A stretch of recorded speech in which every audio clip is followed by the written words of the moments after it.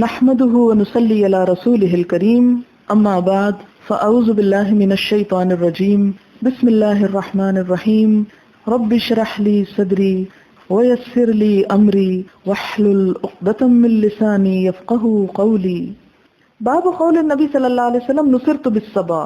نبی صلی اللہ علیہ وسلم کا یہ فرمانا کہ بعد صبا سے مدد میری کی گئی، تو اس کا کیا معنی ہے؟ یعنی ایک طرف تو ایک حدیث میں آ رہا ہے کہ آپ صلی اللہ علیہ وسلم تیز ہوا چلتی تو آپ پریشان ہو جاتے، اور دوسری طرف آپ نے فرمایا کہ ہوا کے ذریعے میری مدد کی گئی. تو فرق کیا ہے کہ کیا آندھی کا آنا صرف پریشانی کی بات ہے یا آندھی کا آنا کسی خیر کی بات بھی ہو سکتی ہے؟ تو آپ صلی اللہ علیہ وسلم کی ان دو باتوں میں کنٹرڈکشن نہیں ہے. بات یہ ہے کہ ہم دیکھتے ہیں کہ آپ صلی اللہ علیہ وسلم کو جس ہوا نے مدد دی تھی وہ جنگ احزاب کے موقع پر تھی. آپ نے سورۃ الاحزاب میں یہ پڑھ لیا ہوگا یا پڑھ لیں گے انشاءاللہ کہ آپ کو معلوم ہے کہ اس موقع پہ تقریباً 12,000 لوگوں نے مدینہ کو گھیر لیا تھا. پورے عرب سے لشکر چڑھ آئے تھے اور کافی عرصے تک محاصرہ رہا مدینہ کا. آخر کار ایک ہوا چلی، صبا جسے کہا، آپ صلی اللہ علیہ وسلم نے صبا کا لفظ دیا، اور یہ صبا جو ہے یہ مشرقی ہوا کو کہتے ہیں، یعنی مشرق کی طرف سے چلتی ہے. اور اس کے ذریعے آپ صلی اللہ علیہ وسلم کو مدد دی گئی. وہ ان لوگوں کے تمام خیمے اڑ گئے، بہت بربادی ہوئی، جانور مرنے لگے، ان کی اپنی آنکھوں میں خاک پڑی، جس کے نتیجے میں تلپٹ ہو گیا سب معاملہ اور ان لشکروں کو واپسی کا ارادہ کرنا پڑا. تو اس پر آپ صلی اللہ علیہ وسلم فرماتے ہیں حدثنا مسلم قال حدثنا شعبۃ عن الحکم عن مجاہد عن ابن عباس ان النبی صلی اللہ علیہ وسلم قال کہ نبی صلی اللہ علیہ وسلم نے فرمایا، کیا فرمایا؟ نصرت بالصبا، کہ مجھے مشرقی ہوا سے مدد دی گئی. وَأُهْلِكَتْ عاد، اور عاد کی جس ہوا نے ہلاک کیا تھا وہ کیا تھی؟ بالدبور، مغربی ہوا تھی. اور ایک اور حدیث سے ہمیں پتہ چلتا ہے آپ صلی اللہ علیہ وسلم نے فرمایا کہ الصبا من الجنہ والدبور من النار. جنت یعنی بھلائی اور فلاح کی طرف اشارہ ہے کہ صبا جو ہے وہ جنتی ہواؤں میں سے ہے، اور دبور جو ہے یہ جہنم کی ہواؤں میں سے ہے، یعنی ہلاکت کی طرف اشارہ ہے. تو قوم عاد جو ہے وہ دبور سے ہلاک ہوئی، یعنی مغرب کی طرف سے آنے والی ہوا کے ذریعے. باب ما قیل فی الزلازل والآیات.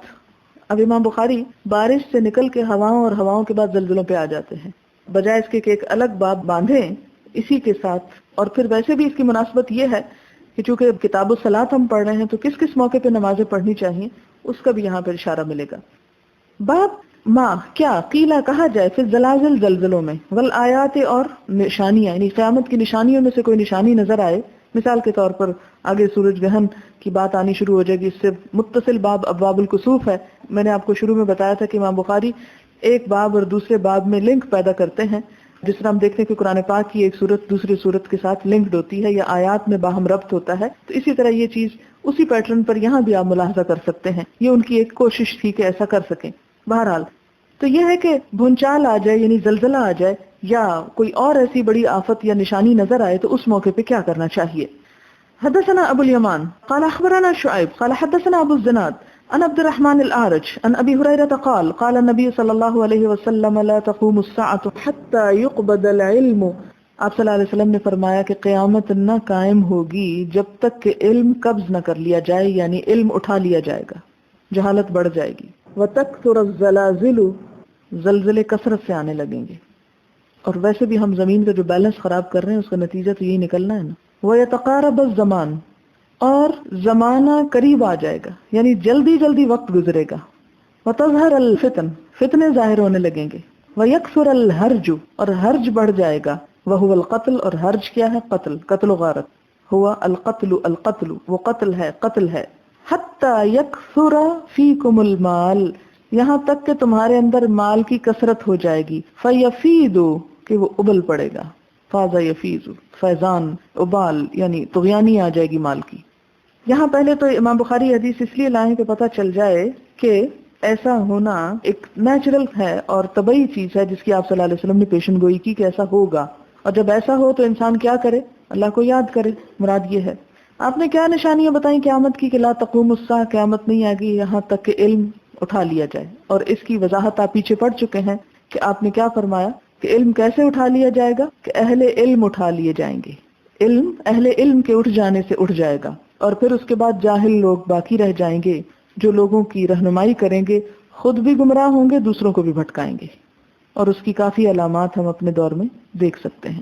فضلوا واضلوا، خود بھی گمراہ ہوں گے، دوسروں کو بھی کریں گے، بغیر علم کے فتوے دیں گے.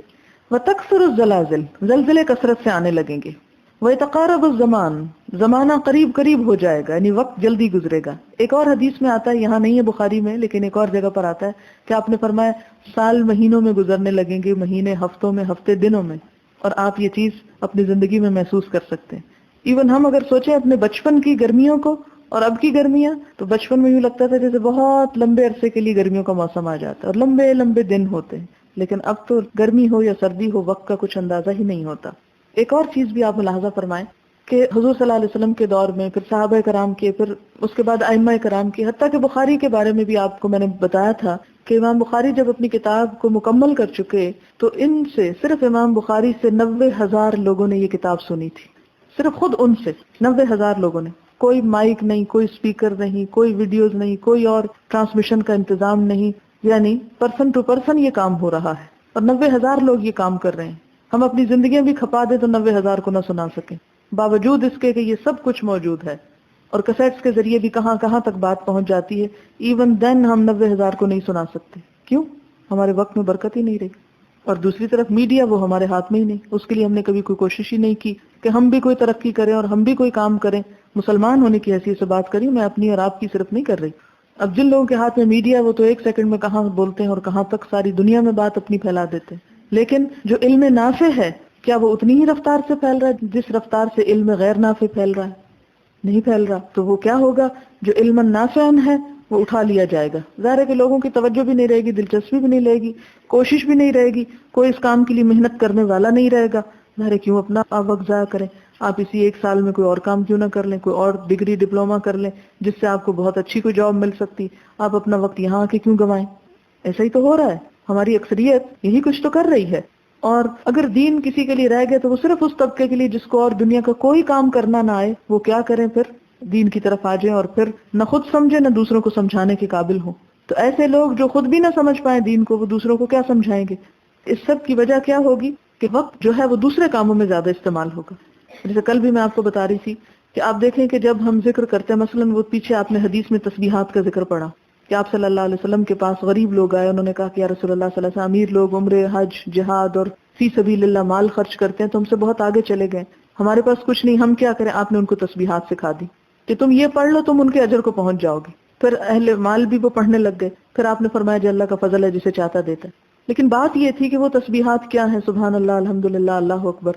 نماز کے بعد آپ صلی اللہ علیہ وسلم نے ان کو پڑھنے کے لیے کہا، آپ گھڑی دیکھ کر کسی دن پڑھیں، 1.25 منٹ سے زیادہ نہیں لگتا ان تینوں تسبیحات کے پڑھنے۔ لیکن اس وقت ہم وہ 1.25 منٹ بھی افورڈ نہیں کر سکتے۔ ہم نماز پڑھ کے اتنی جلدی میں ہوتے ہیں، بھاگ دوڑ، یہاں بھی آپ جو پڑھتے ہیں کتنی جلدی ہوتی، کہاں پڑھ سکتے ہیں ہم یہاں دوپہر کو؟ چلے گھر جا کے بھی پھر ہمیں اور کام یاد آنے لگتے۔ تو ہماری زندگی کا وقت تو اتنا کم ہو گیا، اتنا بے برکت ہو گیا ہے کہ وہ 1.25 منٹ نہیں ہم نکال سکتے۔ اسی طرح ہم جب نماز پڑھتے ہیں تو اس میں ہمیں اول تو قرات نہیں آتی۔ کیوں نہیں آتی؟ اس لیے کہ کبھی ہمیں یاد کرایا ہی نہیں گیا قرآن کا کچھ حصہ، ہماری وہ پرائرٹی نہیں، ہم نے کہا وہ حافظ صاحب نے کر لیا، وہ ہمارے مرنے پہ ہمارے لیے ختم کر دیں گے، کافی ہے، یہ ان کی ذمہ داری، ٹھیکیداری ہو گئی۔ جیسے بنی اسرائیل کرتے تھے، وہ بھی آپ قرآن میں ساتھ ساتھ پڑھ رہے ہیں کہ ان کے ہاں علم جو تھا وہ چند ایک مخصوص طبقے تک محدود ہو گیا تھا، اور اس کام پر اللہ تعالیٰ نے لعنت کی کہ جب یہ عام نہ ہو اور صرف چند لوگوں کی اجارہ داری بن جائے تو یہ بھی خطرناک کام ہے۔ تو علم جو قبض ہو جائے گا اور زمانہ جو کم ہو جائے گا، اس کی وجہ یہی ہے۔ اور پھر آگے فرمایا فتنے بڑھ جائیں گے۔ تو فتنے کب بڑھتے ہیں؟ یہ ایک سے ایک چیز جو ہے وہ ایک دوسرے کے ساتھ متصل ہے۔ جب لوگوں میں علم نہیں رہتا، جہالت بڑھ جاتی ہے، تو اس جہالت کا نتیجہ کیا نکلتا ہے کہ لوگ لوگوں پر ظلم و ستم ڈھانے لگتے ہیں۔ نہ صرف لوگوں پر بلکہ دنیا کی جو استعمال کی ہماری چیزیں ان پہ بھی، زمین پہ ظلم ڈھا رہے ہیں ہم پولوشن کے ساتھ۔ اب زمین پہ جو ظلم ڈھاتے ہیں اس کا نتیجہ کیا ہوتا ہے؟ اب صرف دھوئیں کی پولوشن ہی دیکھیں، اس سے جو لوگ بیمار پڑتے ہیں، جتنی اریٹیشن بڑھتی ہے، جو کچھ بھی ہوتا ہے، اس کا نتیجہ کیا ہوتا ہے؟ ہمارے اخلاق اور کردار اور بہت سی چیزیں اس سے متاثر ہوتی ہیں۔ جب ہماری صحت ٹھیک نہیں ہے تو ہمارا کوئی کام بھی ٹھیک نہیں ہوگا۔ پھر آپ دیکھیں کہ وقت ہے بھی تو ہم اور بہت سی کاموں میں لگا دیتے ہیں، لیکن اس چیز کی طرف نہیں، کیونکہ شوق ہی نہیں، پتہ ہی نہیں کہ اس کا فائدہ کیا ہے، لہٰذا ان کاموں کا ہمیں ویسے ہی نہیں علم۔ ہم بہت سے کاموں میں وقت گنوائے رکھتے ہیں، ضائع کیے رکھتے ہیں۔ مثلاً آپ دیکھیں کہ جس چیز کا ہمیں شوق ہوتا ہے، جس چیز کی محبت ہوتی ہے، اس میں ہمیں کوئی بلا بھی رہا تو ہم کہتے ہیں ذرا 1 منٹ، مثلاً آپ ٹی وی کے آگے کھڑے ہیں اور ادھر نماز کا بھی وقت جاتا ہے، آپ کہتے ہیں اچھا ذرا 1 منٹ، بس یہ آخری سین، آخری بات، آخری چیز، آخری آخری آخری کرتے 1 منٹ کیا 10 منٹ بھی آپ کھڑے ہونے کے لیے تیار ہیں۔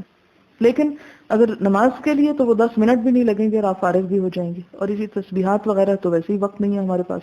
جس کا نتیجہ کیا ہوگا کہ تظہر الفتن، جب لوگوں کے پرسنالٹی کے اندر، لوگوں کے اندر بے چینی ہوتی ہے، اپنا آپ مارنے کو دل چاہتا ہے، تو پھر صرف اپنے آپ تک وہ ظلم ستم نہیں رہتا، وہ دوسرے جو اس کے متعلقین ہوتے ہیں ان تک بھی بات جاتی، اور چھوٹی چھوٹی باتوں میں لوگ پھر قتل و غارت تک پہنچ جاتے ہیں۔ تو یہ فرمایا کہ تظہر الفتن، فتنے ظاہر ہونے لگیں گے، اور فتنے ظاہر ہونا نتیجہ ہے کس چیز کا؟ وہی اصل خرابی کے علم نہیں۔ وَيَكْثُرُ الْحَرْجُ، اور قتل و غارت بڑھ جائے گی، یعنی فتنے کا آخری نتیجہ کیا ہوتا ہے کہ قتل و غارت زیادہ ہو جاتی ہے۔ اور اس کے بارے میں کیا فرمایا کہ الفتنۃ اشد من القتل، فتنے جو ہے بہت سی چیزوں کو لپیٹ لیتے ہیں، اور پھر توجہ ساری کس طرف ہو جائے گی کہ مال زیادہ ہو جائے۔ اور آپ نے فرمایا حتی یکثر فیکم المال فیفیدوا، تم لوگوں میں مال بہت آ جائے۔ اور اس میں بھی آپ دیکھیں کہ بحیثیت مجموعی امت مسلمہ جتنی مالدار اب ہے، تیل کے نکلنے سے، سونے کی کانیں نکلنے سے، اور بہت سی چیزیں نکلنے سے، یہ مال اس سے پہلے کبھی نہیں تھا تاریخ میں اتنا زیادہ۔ جب تھا بھی تو تقسیم ہوتا تھا، سب مالدار ہوتے تھے، یہ نہیں ہوتا تھا کہ کچھ مالدار ہیں کچھ غریب ہی بیٹھے ہوئے ہیں۔ اور اگر ہم اپنے ملک کی طرف بھی دیکھیں، اپنے حالات کی طرف بھی دیکھیں، تو آپ دیکھیں گے کہ روز بروز مالدار ہیں، اور جو غریب ہیں وہ غریب تر ہوتے چلے جا رہے ہیں۔ اور پھر فرمایا کہ اتنا ہو جائے گا کہ ابل پڑے گا۔ ایک اور روایت میں آتا ہے کہ آپ صلی اللہ علیہ وسلم نے فرمایا میں اپنی امت کے بارے میں کسی چیز سے اتنا خوف زدہ نہیں ہوں جتنا میں اس بات سے کہ میری امت مال کے فتنے میں مبتلا ہو جائے گی۔ شدید ترین فتنہ ہے امت کے لیے مال کا، کہ جس کو پا کر اپنے ہی خون جو ہے وہ سفید ہو جائیں گے، اور ایک دوسرے کے حقوق کا لحاظ نہیں رکھیں گے، اور دوسروں کی ضروریات جو ہیں ان کو نظر انداز کر دیں گے۔ تو یہ والآیات سے مراد یہاں پر یہ نشانیاں ہیں جو قرب قیامت میں ظاہر ہوں گی۔ تو ایسی صورت میں انسان کو ان فتنوں سے اور ان تمام چیزوں سے بچنے کے لیے ضروری ہے کہ اپنا تعلق اللہ تعالیٰ سے مزید مضبوط کرے۔ اگلی حدیث ہے حدثني محمد بن المثنى قال حدثنا حسين بن الحسن قال حدثنا ابن عون النافع عن ابن عمر قال اللهم بارك لنا في شامنا۔ آپ صلی اللہ علیہ وسلم نے دعا کی کہ اے اللہ ہمارے شام میں برکت ڈال۔ شام کا میں تفسیر پہلے بتا چکی ہوں، 4 مشہور علاقے ہیں، تو آپ نے شام کے لیے دعا کی۔ وفی یمننا، اور یمن کے لیے، یمن دائیں طرف، شام بائیں کو کہتے ہیں اور یمن دائیں کو، یعنی مدینہ میں جو دائیں طرف کا علاقہ تھا یمن، اور بائیں طرف کا جو تھا وہ شام۔ پھر کیا فرمایا؟ قال قالوا، لوگوں نے عرض کیا، وفی نجدنا، کہ ہمارے نجد میں بھی۔ فقال، راوی کہتے ہیں قال، آپ نے فرمایا اللہم بارک لنا فی شامنا وفی یمننا، اللہ ہمارے شام اور یمن میں برکت ڈال۔ قال، راوی کہتے ہیں قالوا، لوگوں نے کہا وفی نجدنا، یعنی آپ نے صرف 2 ہی الفاظ فرمائے، تو لوگوں نے کیا ایک اور بڑھایا، قال قال هناك الزلازل والفتن، آپ نے دعا نہیں کی، آپ نے فرمایا وہاں بہت زلزلے آئیں گے اور فتنے ہوں گے۔ وَبِهَا يَطْلُعُ قَرْنُ الشَّيْطَانِ، اور وہیں سے شیطان کا گروہ، قرن قرین ساتھی گروہ، شیطان کی پارٹی نکلے گی، یعنی شیطانی لوگ وہاں سے اٹھیں گے۔ اب یہاں پر اشارہ کس کی طرف ہے؟ مشرقی ممالک کی طرف، اور اس میں کون کون آتے ہیں ذرا نقشے پہ دیکھ لیں، آپ بھی شامل ہیں۔ ہم نماز کس طرح منہ کر کے پڑھتے ہیں؟ مغرب کی طرف یہاں سے، تو وہاں جا کے ہم کدھر کو آ گئے؟ اور یہ نہیں کہ کسی ایک خاص ملک یا اس کی طرف اشارہ ہے، یعنی مشرقی حصے کی طرف اشارہ ہے کہ وہاں بہت فتنے ہوں گے۔ اور ویسے میں جب تاریخ پڑھتی ہوں تو مجھے یوں محسوس ہوتا ہے کہ آپ صلی اللہ علیہ وسلم کے زمانے کے فوراً بعد بھی جو فتنے تھے وہ زیادہ تر اسی طرف کو اٹھے، اور اس کے بعد بھی آپ دیکھیں کہ مثال کے طور پر جتنے بڑے بڑے فرقے اور خاص طور پہ اس آخری حصے میں اٹھے ہیں وہ اسی علاقے میں اٹھے، بر صغیر کی طرف، قادیانیت، بہائیت، بابیت، اور اس کے علاوہ بھی بہت سے فتنے۔ مثلاً آپ دیکھیں کہ دنیا میں پہلی مرتبہ جو انکار ہوا حدیث کا وہ بھی اسی علاقے سے اٹھا۔ تو ایک نہیں کئی ایک فتنے ہیں جو ان علاقوں کی طرف، اور جب آپ نے ایک ڈائریکشن کی طرف اشارہ کیا تو اس میں وہ کوئی ایک مخصوص شہر یا علاقہ یا ملک نہیں، بلکہ یعنی مجموعی طور پر، یعنی اس کا یہ مطلب نہیں کہ شام یا یمن میں کوئی فتنہ یا کوئی ایسی بات نہیں ہوگی، وہاں بھی ہوگی، لیکن اس طرف کثرت سے رہے گا یہ کچھ۔ یہ پیشن گوئی آپ کو وحی کے ذریعے بتائی گئی کہ اس طرف کے لوگ جو ہوں گے وہ زیادہ جذباتی ہوں گے، فتنے اٹھاتے رہیں گے۔ یہ کتاب الفتن آگے آتی ہے، اس میں مزید اس کی وضاحتیں ہوں گی انشاءاللہ موقع ملا تو۔ باب قول اللہ تعالی وتجعلون رزقکم انکم تکذبون قال ابن عباس شکرکم، اللہ تعالیٰ کا فرمانا کہ اور تم اپنا حصہ یہ بناتے ہو کہ تم اس کو جھٹلاتے ہو، یعنی اللہ تعالیٰ کو جھٹلاتے ہو، یعنی انسان کو اللہ تعالیٰ کا تو شکر ادا کرنا چاہیے، اور تم کیا کرتے ہو کہ شکر کی بجائے اس کی نافرمانی ناشکری کرتے ہو۔ اور ابن عباس نے رزقکم کا کیا ترجمہ کیا؟ شکرکم، یعنی تم اپنے شکر کی جگہ کیا کرتے ہو؟ تکذیب کرتے ہو۔ حدثنا اسماعیل قال حدثني مالک عن صالح بن کیسان عن عبید اللہ بن عبد اللہ بن عتبہ بن مسعود عن زید بن خالد الجہنی انہ قال صلی لنا رسول اللہ صلی اللہ علیہ وسلم کہ نماز پڑھائی ہم کو رسول اللہ صلی اللہ علیہ وسلم نے صلاۃ الصبح بالحدیبیہ، صبح کی نماز حدیبیہ میں، علی اثر سماء کانت من اللیلۃ، آسمان کے نشان پر جو رات کو ہو چکا تھا، یعنی آسمان سے کچھ برسا تھا، مراد ہے بارش۔ فلما انصرف النبی صلی اللہ علیہ وسلم، جب نبی صلی اللہ علیہ وسلم نے سلام پھیرا، اقبل علی الناس، تو لوگوں کی طرف رخ کیا، فقال، فرمایا، هل تدرون ماذا قال ربكم، کیا تم جانتے ہو کہ تمہارے رب نے کیا کہا ہے؟ قالوا اللہ ورسولہ اعلم، صحابہ کرام کا طریقہ یہ تھا کہ عموماً اپنے پاس سے کیا سرائیاں اور طرح طرح کی رنگ باتیں کرنے کی بجائے یہی کہہ دیا کرتے تھے کہ اللہ تعالیٰ اور اس کا رسول ہی بہتر جانتے ہیں، اور دوسری وجہ یہ بھی تھی کہ اگر جانتے بھی ہیں تو ذرا آپ کے منہ سے کچھ اور شاید ہمیں زیادہ بہتر چیز معلوم ہو جائے، اس لیے عموماً یہ ہمیں انداز ملتا ہے کہ وہ جواب میں کہا کرتے تھے اللہ و رسولہ عالم، کہ زیادہ تو اللہ اور اس کے رسول ہی کو پتا ہے، ہمارا جاننا کیا حقیقت رکھتا ہے۔ قال اصبح من عبادی مؤمن بی وکافر، میرے بندوں میں سے صبح کی کسی نے مومن کی حیثیت سے اور کسی نے کافر کی حیثیت سے۔ فاما من قال مطرنا بفضل اللہ ورحمتہ، جس نے یہ کہا کہ ہم پر اللہ کی رحمت اور فضل سے بارش ہوئی، فذلک مؤمن بی، ایسا شخص تو میرے اوپر ایمان لانے والا ہے۔ کافر بالکوكب، وہ ستاروں کا کفر کرنے والا ہے۔ اما من قال مطرنا بنوع کذا وکذا، اور جس نے یہ کہا کہ فلاں فلاں ستارے کی وجہ سے بارش ہوئی، فذلک کافر بی مؤمن بالکوكب، ایسا شخص میرا ساتھ کفر کرنے والا ہے اور ستاروں پر ایمان رکھنے والا ہے۔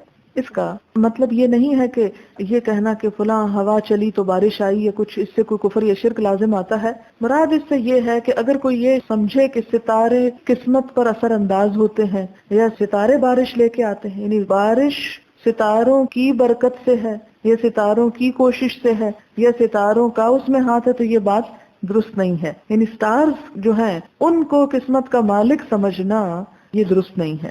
کہتے ہیں نا فلاں اس پہ اثر انداز ہوگا، فلاں اس پہ اثر انداز ہوگا، نہیں، کوئی چیز بھی اللہ کے حکم کے بغیر اثر انداز نہیں ہو سکتی، نہ قسمتوں پہ نہ کسی اور چیز پہ۔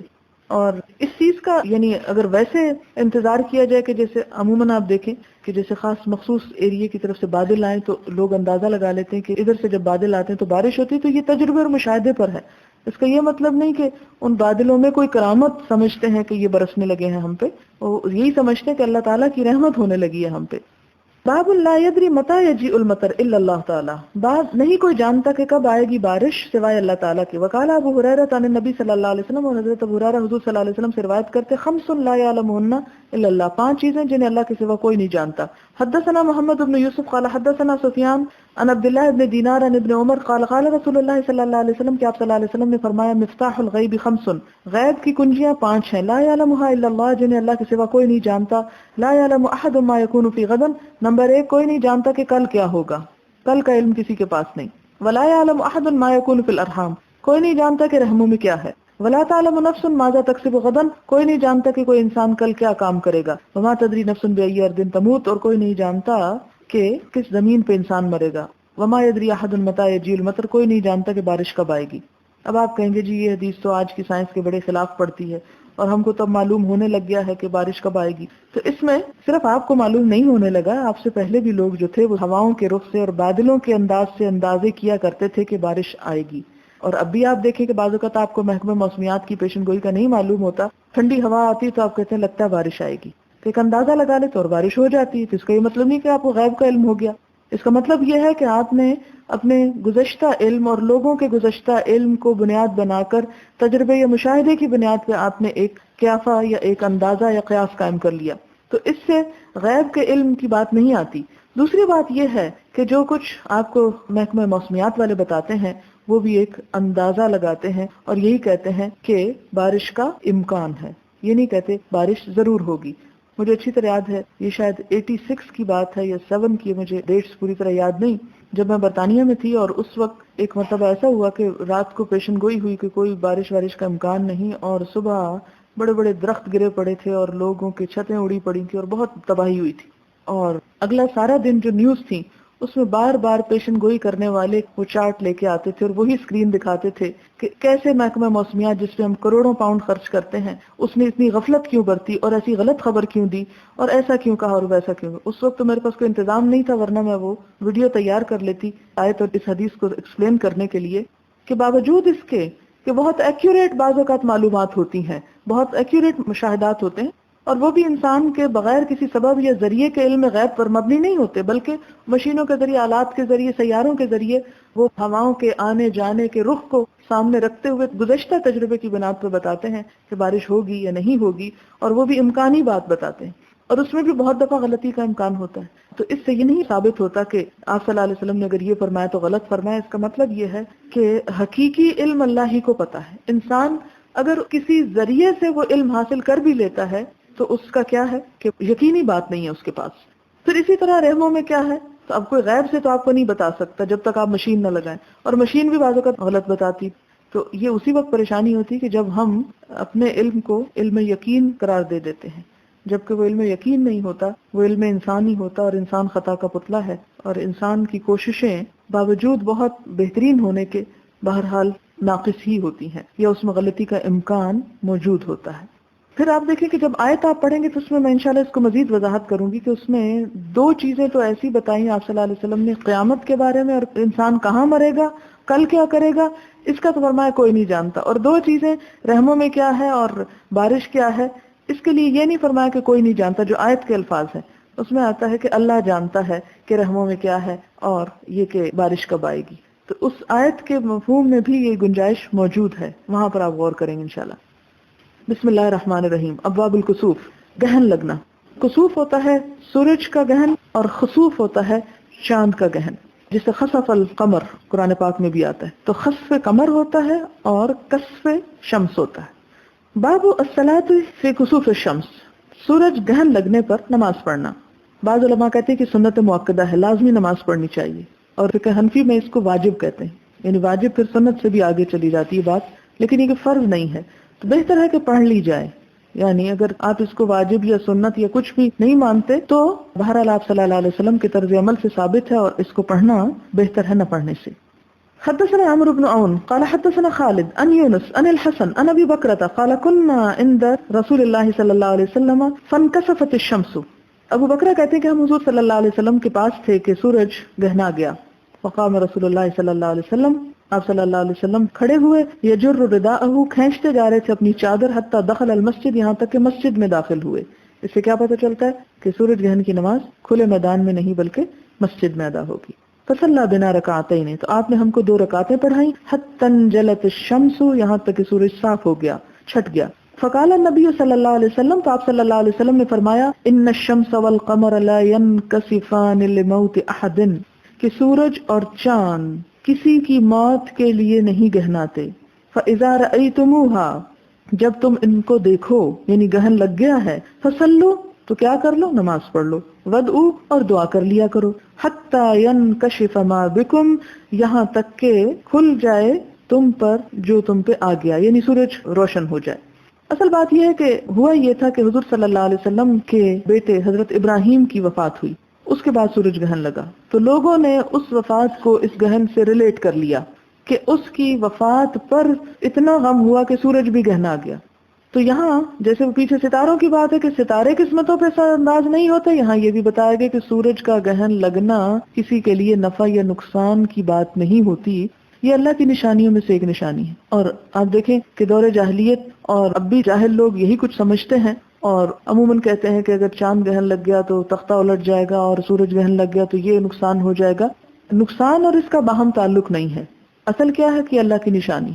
اور آپ کو معلوم ہے کہ اب تو اس کے اسباب بھی بتا دیے گئے ہیں کہ کب لگتا ہے سورج گہن، جب زمین اور سورج کے عین بیچ میں چاند کا سایہ آ جاتا ہے، یعنی پھر وہ سورج کو چھپا جاتا ہے۔ اور اس میں آپ غور کریں کہ سورج کتنا بڑا ہے اور چاند کتنا چھوٹا ہے اس کے مقابلے میں، اور چھوٹا سا چاند بڑے سے سورج کو چھپا لیتا ہے ایک خاص اینگل پہ آ کے۔ تو اس سے کیا پتہ چلتا ہے کہ بعض اوقات آپ بہت روشن اور بہت نیک اور بہت اچھے ہو سکتے ہیں، لیکن چھوٹی سی غلطی آپ کو گہنا سکتی ہے۔ اور آپ دیکھیں کہ سفید کپڑے میں چھوٹا سا داغ جو ہے وہ بھی بڑا نمایاں ہو جاتا ہے۔ تو اس لیے انسان بڑے عرصے تک اچھے کام کرتا ہے تو کوئی قدر نہیں کرتا، اور چھوٹی سی غلطی کرتا ہے تو سارے لوگ ساری نیکی کو بھول کے بس اس غلطی کو پکڑ کے بیٹھ جاتے ہیں۔ یہ ویسے ایک سائڈ سے لیسن ہمیں اس سے ملتا ہے، حدیث میں نہیں لکھا ہوا۔ حدثنا شهاب بن عباد قال حدثنا ابراهيم بن حميد عن اسماعيل عن قيس قال سمعت ابا مسعود يقول قال النبي صلى الله عليه وسلم آپ صلی اللہ علیہ وسلم نے فرمایا ان الشمس والقمر لا ينكسفان لموت احد من الناس، کہ سورج اور چاند کسی کی موت کے لیے نہیں گہناتے، ولکنہما آیتان من آیات اللہ، یہ اللہ کی نشانیوں میں سے نشانیاں ہیں، فاذا رأیتموها، جب تم اس کو دیکھو، فقوموا فصلوا، تو کھڑے ہو نماز پڑھ لو۔ اب آپ دیکھیں، آپ کہیں گے جی اب نشانی اور پتہ ہے کہ چاند ایک خاص اینگل پہ آگے اس لیے سورج چھپ گیا، تو کیا ہوا، اس میں نماز کی بھی کیا ضرورت ہے؟ بات یہ ہے کہ یہ تو آج ہمیں سائنس بتا رہی ہے نا، اس زمانے میں تو آپ صلی اللہ علیہ وسلم نے یہ کوئی ایکسپلین نہیں کیا تھا ان کو کہ یہ گہن لگتا کس طرح۔ ایک سمپل سی بات جو سب کی سمجھ میں آ جائے، اور عرب بدوؤں کو اگر بتایا بھی جاتا تو شاید آپ اتنے بڑے بڑے سائنس کے فارمولے نہ سمجھ پاتے۔ یعنی اس دور میں آپ یہ بھی تو کہہ سکتے ہیں اچھا آپ بتا ہی دیتے ان کو، تو اگر بتا دیتے تو آپ کی ڈسکوری کے لیے کیا باقی رہتا، پھر آپ کو تو کوئی کریڈٹ نہ ملتا اگر آپ ہی سب کچھ بتا کے چلے جاتے۔ اس لیے آپ یہ سب کچھ بتانے کو نہیں آئے تھے، وہ ہم کو تلاش کرنا چاہیے، جو کام آپ نے بتائے وہ آپ سے لے لینے چاہیے۔ لہٰذا آپ صلی اللہ علیہ وسلم نے ایک عام انسانی نفسیات کو مد نظر رکھتے ہوئے کہ جب اچھا بھلا روشن سورج یکا یک تاریک ہو جائے، اور کہتے ہیں کہ کچھ سال پہلے شاید 50s میں انڈیا میں سورج گہن ہوا تھا اور دن میں ستارے چمک اٹھے تھے، اتنا اندھیرا ہو گیا تھا، اور جانور جو تھے وہ گھبرا اٹھے، اور لوگ جو تھے وہ سارے کے سارے پریشان ہو گئے کہ معلوم نہیں کیا ہونے لگا۔ حالانکہ 50s میں تو یہ پتہ چل ہی چکا تھا کہ یہ کیوں گہناتا ہے، تو اسٹل اس کے باوجود کہ ہمیں پتا ہوتا ہے کہ یہ ہو کیا رہا ہے کائنات میں تغیر، لیکن اس کا جو ایفیکٹ ہوتا ہے ایک دل کے اوپر، کہ روشنی کے وقت میں یکا یک اندھیرا انسان قبول نہیں کرتا نفسیاتی طور پر، تو اس کا علاج کیا بتایا کہ تم اس وقت اس پریشانی میں اللہ تعالیٰ کو یاد کر لو، نماز پڑھ لو۔ کیوں؟ وَاسْتَعِينُوا بِالصَّبْرِ وَالصَّلَاةِ، اور آپ یہاں پر دیکھ رہے ہیں کتاب الصلاۃ میں وَاسْتَعِينُوا بِالصَّبْرِ وَالصَّلَاةِ کی تفسیر، کہ ہر چیز میں آپ صلی اللہ علیہ وسلم ہمیں کیا بتاتے ہیں؟ اور نماز پڑھ لو، 2 رکعت پڑھ لو، مشکل آسان ہو جائے گی۔ بارش نہیں ہوتی 2 رکعت پڑھ لو، سورج گہنا جائے 2 رکعت پڑھ لو، اور کوئی پریشانی ہو تو صلاۃ حاجت پڑھ لو۔ تو یہاں پر بھی کیا پتہ چلتا ہے کہ آپ صلی اللہ علیہ وسلم نے فرمایا کہ اللہ کی نشانی، اس کو گھبرانے کی بات نہیں، اس کو قسمتوں کے ساتھ ریلیٹ مت کرو۔ اللہ کی نشانی یعنی اس دور میں بھی آپ دیکھیں کہ پھر بھی آپ نے انسانیت کو اس حماقت اور جہالت اور خرافات سے نکالا کہ ان چیزوں کو دوسری طرف نہ لے جاؤ، دعا کرو، نماز پڑھو اور اپنا کام کرو۔ حدثنا اسبغ قال اخبرني ابن وهب قال اخبرني عمرو عن عبد الرحمن بن القاسم حدثه عن ابيه عن ابن عمر رضي الله عنهما انه كان يخبر عن النبي صلى الله عليه وسلم ان الشمس والقمر لا يخسفان لموت احد ولا لحياته۔ پیچھے صرف موت کا ذکر ہے، یہاں فرمایا ولا لحیاته، کہ سورج اور چاند کو کسی کی زندگی موت سے کوئی گہن نہیں لگتا، ولکنہما آیتان من آیات اللہ، یہ اللہ کی نشانیوں میں سے نشانیاں ہیں، فاذا رأیتموها فصلوا، تو جب تم اس کو دیکھو تو نماز پڑھ لو، کیونکہ اللہ کے ذکر سے دلوں کو اطمینان ہو جاتا ہے، وہ وقتی خوف اور گھبراہٹ جو ہے دور ہو جاتی ہے۔ حدثنا عبد الله بن محمد قال حدثنا هاشم بن القاسم قال حدثنا شيبان ابو معاوية عن زياد بن علاقة عن المغيرة بن شعبة قال كسفت الشمس على عهد رسول الله صلی اللہ علیہ وسلم، کہ آپ صلی اللہ علیہ وسلم کے دور میں جب سورج کو گہن لگا، یوم مات ابراہیم فقال الناس كسفت الشمس لموت ابراہیم، لوگ کہنے لگے کہ سورج کو حضرت ابراہیم یعنی حضور کے فرزند مبارک کی وفات کی وجہ سے گہن لگا ہے۔ فقال رسول اللہ صلی اللہ علیہ وسلم، تو آپ صلی اللہ علیہ وسلم نے فرمایا ان الشمس والقمر لا ينكسفان لموت احد ولا لحياته، کہ سورج اور چاند کو کسی کی زندگی موت سے کوئی گہن نہیں لگتا، فاذا رأيتم فصلوا وادعوا اللہ، جب تم ایسا دیکھو تو کیا کرو؟ نماز پڑھ لیا کرو اور اللہ تعالیٰ سے دعا کر لیا کرو۔ اس سے کیا پتہ چلتا ہے کہ صلاۃ کسوف دراصل اللہ تعالیٰ سے رجوع کا ایک طریقہ ہے۔ اور یہ بھی یاد رکھیں کہ یہ جو واقعہ تھا یعنی سورج کو گہن لگنے کا، یہ 10 ہجری میں ہوا تھا، ربیع الاول کے مہینے میں، یا کہتے ہیں کہ رمضان کے مہینے میں۔ باب الصدقۃ فی الکسوف، سورج گہن میں خیرات کرنا۔ حدثنا عبداللہ بن مسلمۃ عن مالک عن ہشام بن عروہ عن ابیہ عن عائشہ انہا قالت خسفت الشمس فی عہد رسول اللہ صلی اللہ علیہ وسلم، کہ حضور صلی اللہ علیہ وسلم کے زمانے میں سورج کو گہن لگا۔ فصلی رسول اللہ صلی اللہ علیہ وسلم بالناس، تو آپ صلی اللہ علیہ وسلم نے لوگوں کو نماز پڑھائی، فقام، آپ نے قیام کیا، فاطال القیام، لمبا قیام کیا، ثم رکع فاطال الرکوع، پھر رکوع کیا اور لمبا رکوع کیا، ثم قام فاطال القیام، پھر دوبارہ اسی رکوع کے بعد قیام کیا اور لمبا قیام کیا، وهو دون القیام الاول، اور وہ پہلے قیام سے ذرا کم تھا یعنی لمبائی میں، ثم رکع، پھر رکوع کیا، فاطال الرکوع، رکوع بھی لمبا کیا، وهو دون الرکوع الاول، اور وہ پہلے رکوع سے ذرا کم تھا، ثم سجد فاطال السجود، پھر آپ نے سجدہ کیا اور لمبا سجدہ کیا، ثم فعل فی الرکعۃ الثانیۃ مثل ما فعل فی الاولی، پھر دوسری رکعت میں بھی ایسا ہی کیا جیسے پہلی رکعت میں کیا تھا، یعنی 2 قیام، 2 رکوع اور 2 سجدے، ثم انصرف، پھر آپ نے سلام پھیرا، وقد انجلت الشمس، سورج جو تھا وہ صاف ہو چکا تھا، فخطب الناس، پھر آپ نے خطبہ دیا، فحمد اللہ، اللہ تعالیٰ کی حمد و ثنا کی، واثنى علیہ، ثم قال، پھر فرمایا ان الشمس والقمر آیتان من آیات اللہ، کہ سورج اور چاند اللہ کی نشانیوں میں سے نشانی ہے.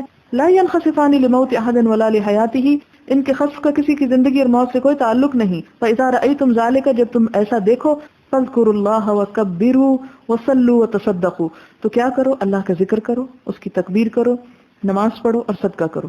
صدقہ کیوں کرو؟ کیونکہ انسان کے دل پہ جو غم کے بادل چھاتے ہیں یا پریشانی ہوتی ہے، تو جہاں اللہ کا ذکر انسان کے غموں کو دور کرنے کا سبب بنتا ہے، ایسے ہی گھبراہٹ کے موقع پر صدقہ جو ہے وہ انسان کو تسکین دینے کا سبب بنتا ہے. ثم قال یا امت محمد، خطبے میں آپ نے کیا فرمایا تھا؟ یہ سب کچھ بتا کے کہ اس موقع پر کیا تعلیم ہے تمہارے لیے. سورج اور چاند گہن لگے تو تم کو کیا کرنا ہے؟ نماز، ذکر، تسبیح، صدقہ. اور یہ کرنے کے بعد اور کیا فرمایا؟ آپ نے فرمایا اے امت محمد، واللہ ما من احد اغیر من اللہ ان یزنی عبدہ او تزنی امتہ، کہ اللہ کی قسم کہ اللہ تعالی سے بڑھ کر اس کے بندوں میں سے کوئی غیرت رکھنے والا نہیں. اور غیرت کس کو کہتے ہیں؟ غصے کے جوش کو کہتے ہیں. یعنی کسی انسان کو جب انسان کوئی ایسا کام کرتے دیکھے جو خلاف عقل، خلاف حرمت اور خلاف دین، خلاف شریعت، خلاف عادت، یعنی کوئی بھی ایسی چیز جو انسان کو ناپسند ہو، اس کا سبب کوئی بھی ہو سکتا ہے، دین، مذہب، اخلاق، رسم و رواج، کوئی بھی چیز، تو اس موقع پر جو انسان غصے میں ریئیکشن کرتا ہے وہ ریئیکشن غیرت کہلاتا ہے ایک طرح سے. تو فرمایا کہ اللہ تعالیٰ سب بندوں سے بڑھ کر باغیرت ہیں کہ ان یزنی عبدہ، کہ اس کا بندہ جب کوئی زنا کرتا ہے یا اس کی بندی کوئی زنا کرتی ہے تو یہ بات اللہ تعالیٰ کو بہت غصہ دلانے والی ہوتی ہے. یا امت محمد، اے امت محمد، واللہ لو تعلمون ما اعلم، اللہ کی قسم اگر تم جان لو جو میں جانتا ہوں، لضحکتم قلیلا، تو تم ہنسو کم، ولبکیتم کثیرا، اور رو زیادہ. یعنی یہ آپ نے کس موقع پر خطبہ ارشاد فرمایا؟ سورج گرہن کے موقع پر. اور یہ کیوں؟ اس میں آپ دیکھیں کہ پوری حکمت نظر آتی ہے ہمیں آپ صلی اللہ علیہ وسلم کی تعلیم کی. پہلی بات تو یہ ہے کہ آپ صلی اللہ علیہ وسلم کی تعلیم کا طریقہ یہ تھا کہ موقع کی مناسبت سے آپ رہنمائی فرماتے تھے کہ اس موقع پہ کرنا کیا چاہیے. اسی طرح ہمیں بھی تعلیم دیتے وقت دیکھنا یہ چاہیے کہ کیا موسم ہے، کیا موقع ہے، کیا وقت ہے، کیا ضرورت ہے، اس ضرورت کو پورا کرنا چاہیے. نہ کہ صرف واز برائے واز ہو یا لمبی چوڑی ادھر ادھر کی ارریلیونٹ کہانیاں سنائی جائیں. نہیں، ضرورت اور موقع کے مطابق بات. پھر اس موقع کی مناسبت سے کہ دل نرم ہوتے ہیں، کسی خاص ایسی چیز یا غلطی یا گناہ سے بچنے کی بھی تعلیم یا تلقین کر دی جائے کہ جسے اس وقت دل قبول کرنے کو تیار ہوتے ہیں. اور یہاں پر آپ دیکھتے ہیں کہ آپ صلی اللہ علیہ وسلم نے بالکل آؤٹ آف دا کانٹیکسٹ زنا کا ذکر کیا، کیونکہ ایسی برائی ہے جو چھپی ہوئی ہوتی ہے. اور انسان جب کوئی آفت اور مصیبت کا وقت ہوتا ہے تو ان گناہوں کو بھی یاد کرنے لگتا ہے جو کسی کو پتہ نہیں ہوتے. ایک تو جنرل گناہ ہے جو عام روزمرہ زندگی میں سب کسی کے ساتھ زیادتی ہو رہی، کسی کا دل دکھایا جا رہا، وہ تو اپنی جگہ. لیکن ایسے موقعوں پہ جب انسان خلاف واقع، خلاف توقع کوئی ایسا حادثہ، ایسی تکلیف، ایسی نشانی دیکھتا ہے تو پھر اس کو یاد آتا ہے اچھا میں نے وہ جرم بھی کیا تھا جو کسی کو نہیں پتا.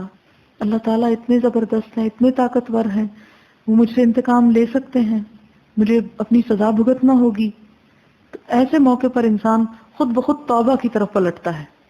تو جب لوگوں کے دل بہت نرم تھے تو آپ نے ان چھپے ہوئے گناہوں کا بھی ذکر ساتھ ہی کر دیا. مثال کے طور پر آپ اپنے بچے کو کہہ سکتے ہیں بھی نماز پڑھو، اچھا کرو، یہ کرو، وہ نہ کرو، لیکن آپ کی باتیں اس کے سر کے اوپر سے جاتی رہتی. ایسے وقت میں نصیحت اور واعظ بڑا کم اثر کرتا ہے. اور آپ دیکھیں کہ بعض اوقات ہم جب کسی سے بات کرتے ہیں اور دوسرا سن نہیں رہتا اور پھر ہم اریٹیٹ ہوتے ہیں، اس کی وجہ یہ ہوتی ہے کہ خرابی ہوتی ہے کمیونیکیشن میں، کہ ہم بعض اوقات خود توجہ نہیں کرتے بات کرتے وقت، یا دوسرا شخص متوجہ نہیں ہوتا. تو کسی ایسے وقت میں ڈائریکشن نہیں دینی چاہیے کہ جب انسان کا اپنا دھیان کسی اور کام میں ہو.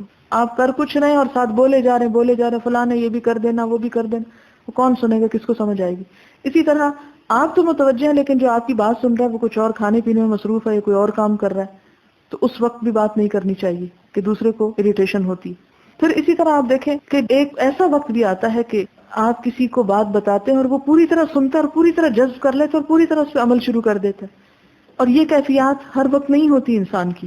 ان کیفیات کو بعض اوقات پیدا کرنا پڑتا، بعض اوقات اچانک آ جاتی ہیں اور اس موقع پہ آپ کی چھوٹی سی بات بڑی مؤثر ہو جاتی. بات میں کر رہی تھی کہ بچوں کی نماز مثلاً آپ اور تو کچھ نہیں ان کو آج کل بتاتے، زیادہ سے زیادہ اگر کوئی دین کی بات بتاتی تو صرف نماز کی بات کہہ دیتے، اور وہ بھی جب بولتے ہیں تو سٹاپ نہیں کرتے چاہے وہ سن رہے ہو یا نہ. اب آپ دیکھیں کہ مثلاً آپ کا بچہ چولہے کے قریب کوئی کام کر رہا تھا، اس کا ہاتھ جل گیا، یا مثال کے طور پہ کوئی چیز کاٹ گئی اس کو یا کچھ، تو یہ ایسا موقع ہوتا ہے کہ جس میں آپ ایک آدھا سینٹنس بھی بول کے اسے احساس دلا سکتے ہیں کہ دیکھو اگر نماز نہیں پڑھو گے تو قیامت میں بھی یہی ہوگا، یا اگر جھوٹ بولو گے تو اس کا نتیجہ یہ ہوگا. آپ دیکھیں کہ اس وقت اس کو جو سمجھ آئے گی قیامت کی، آخرت کی، جھوٹ بولنے کی نقصان کی یا نماز نہ پڑھنے کی بات کی، وہ عام حالات میں نہیں آئے گی. لیکن اس وقت عموماً مائیں کیا کرتی ہیں، ایک بچے کو تکلیف، اوپر سے ڈانٹ ڈپٹ شروع کر دی، اوپر سے سب کو گھبرا دیا، پریشان کر دیا، اور وہ جو کرنا چاہیے وہ نہیں کرتے، اور جو نہیں کرنا چاہیے وہ اپنی گھبراہٹ کے ساتھ. اب آپ دیکھیں کہ ایک یہ بھی ہو سکتا تھا کہ سورج گرہن لگا اور لوگ چیمگوئیاں کر رہے ہیں کہ آپ صلی اللہ علیہ وسلم کے بیٹے کی وفات ہوئی ہے اس لیے سورج گرہن لگا، اور آپ ان کو چھوڑ دیتے، اچھا جو مرضی کہتے رہے مجھے کیا. یا یہ کہ وہ گھبرائے ہوئے تھے تو آپ سب لوگ اکٹھے ہوتے، جیسے ہمارے یہاں ہوتا ہے کہ کوئی خدا نہ خواستہ گھبراہٹ ہے، ایمرجنسی کا وقت ہوتا ہے، سب لوگ اکٹھے ہوتے، لیکن یہ نہیں پتہ چلتا اس وقت کرنا کیا. کوئی ذکر نہیں کرتا، کوئی اللہ کو یاد نہیں کرتا، کوئی وہ کام نہیں کرتا جو کرنے کے ہوتے ہیں اس وقت، بلکہ صرف اکٹھا ہو جانا ہی مقصود سمجھ. مثلا کسی کی وفات ہو جاتی تو ہمارے یہاں کیا ہوتا ہے، سب لوگ اکٹھے ہو کے بیٹھ جاتے ہیں، تھوڑی دیر روئیں دھوئیں گے، اس کے بعد دنیا کی باتیں شروع کر دیں گے ادھر ادھر. وہ اتنے نرم دل ہوتے ہیں اس وقت، اگر آپ ان کو کوئی کام کی بات بتا دیں اور کوئی دعا کر لیں تو وہ تسکین کا بھی سبب ہو سکتا ہے اور لوگوں کی تعلیم کا بھی سبب. پھر ایک بات ہمیں یہاں سے یہ بھی پتہ چلتی کہ آپ صلی اللہ علیہ وسلم نے اس وقت صرف نماز نہیں پڑھائی بلکہ اس کے ساتھ ساتھ دعا بھی کی، اور صرف دعا ہی نہیں کی بلکہ اس کے ساتھ تعلیم بھی دی. تو ایسے مواقع میں بھی آپ صلی اللہ علیہ وسلم تعلیم کا عنصر نہیں جانے دیتے تھے. تعلیم آپ کی پرائرٹی نمبر 1 تھی کہ ہر موقع پر آپ عبادت، دعا، ذکر سب کے ساتھ کچھ نہ کچھ حصہ تعلیم کا بھی رکھتے تھے. اور یہی وجہ ہے کہ وہ جاہل قوم جو تھی وہ چند سالوں میں دنیا کی سب سے زیادہ لٹریٹ قوم ہو گئی تھی. اور ہم جہالت میں اس لیے چلے گئے کہ ہماری شادیاں وقت کا ضیاع، ہماری وفات وقت کا ضیاع، ہمارے اور کھانے پینے کے جو طریقے ہیں ان سب میں وقت کو اس بے دردی سے ضائع کرتے ہیں کہ ہمیں احساس نہیں ہوتا، حالانکہ انہی مواقع میں ہم کچھ نہ کچھ سیکھنے سکھانے کا بھی انتظام کر سکتے ہیں. پھر اسی طرح آپ دیکھیں کہ مثال کے طور پر اگر ہم اپنے کھانے کے ٹائم کو کسی دن کیلکولیٹ کریں، ناشتہ کرنے لگیں اور جس وقت اینڈ کریں تو اپنا ٹائم نوٹ کر لیں کہ آدھا گھنٹہ مثال کے طور پہ، دوپہر کا کھانا کھانے لگے ٹائم نوٹ کر لیں، رات کا کھانا کھانے لگے ٹائم نوٹ کر لیں، اس درمیان میں آپ جو کچھ کھاتے شاتے رہتے ہیں اس کو بھی ٹائم نوٹ کر لیں. ٹوٹل ایک دن میں کھانے کا ٹائم آپ نوٹ کریں کہ کتنا ٹائم آپ سپینڈ کرتے ہیں، اور اس کے مقابلے میں پھر جب آپ فجر، ظہر، عصر، مغرب، عشاء پڑھیں وہ بھی ٹائم نوٹ کر لیں.